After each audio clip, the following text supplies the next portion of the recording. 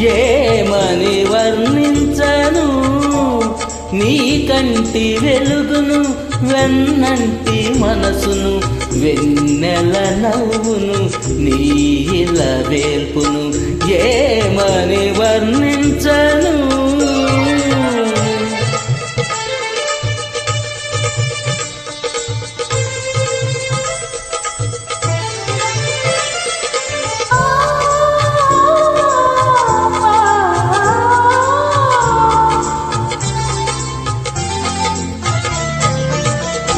పైరగాలిలాగా చల్లగా ఉంటాడు, తెల్లారి వెలుగులా వెచ్చగా ఉంటాడు.